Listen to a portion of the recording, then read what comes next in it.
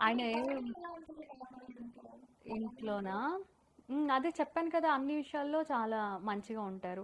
అంటే ఈ రోజు దాకా నాకు గుర్తుండి మా అమ్మ గూడా ఏ పూట నేను ఫుడ్ తిన్నానా, నాకు ఫుడ్ ఉందా అని అంత బాగా మా మమ్మీ కూడా చూసుకోలేదు. ఆ ఒక్క విషయంలో ఈయన మాత్రం చాలా గ్రేట్. మా హస్బెండ్ పరిచయం అయిన దగ్గర నుంచి ఇప్పటిదాకా అసలు ఆకలనేదే నాకు తెలవకుండా అంత ఆయన ఫుల్ అయిపోయి, ఔట్ అయిపోయి ఇది ఉంటే గూడా ఫుడ్ తెప్పించి అట్లా అన్నమాట. ఫుడ్ విషయంలో బాగా చూసుకుంటారు. ఆహ్, మిగతా అన్ని విషయాల్లో నాకు హెల్ప్ జేస్తారు. ఆయన ఆయనే ఇల్లు మొత్తం చూసుకుంటారు. అందుకే నేను ఫ్రీగా షూటింగ్ జేసుకోవడం గానీ, ఒకవేళ నాకు సరదాగా పబ్‌కెళ్ళాలనుంటే నేను పబ్‌కెళ్ళాననుకోండి, నేనొచ్చేసరికి మంచిగా ఫుడ్డు చేసి పెడతారు నా కోసము.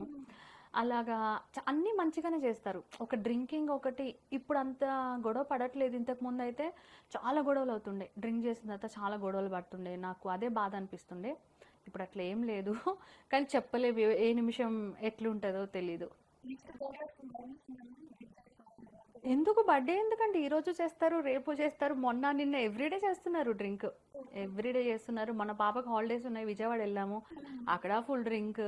మా ఆయన, మా తమ్ముడు కూడా డ్రింక్ చేసి సడన్‌గా మా తమ్ముడు డ్రింక్ చేశాక చేంజ్ అయిపోయి ఫుల్ నా మీద ఫైటింగ్.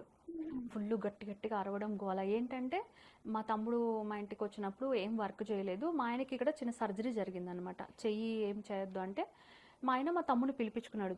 పిలిపించడం అంటే దేనికి? ఏదైనా హెల్ప్ చేస్తారని కదా! లేదంటే వాళ్ళకి కూడా మేమే వండి పెడతాం కూర్చొని తినని కాదు కదా! ఆయన ఏం చేయలేదు. మొత్తం ఈయనే చేసుకుంటున్నాడు. నేను మా ఆయన్ని అడిగా, "ఎందుకు తాగడానికి తోడు పిలుచుకున్నావా?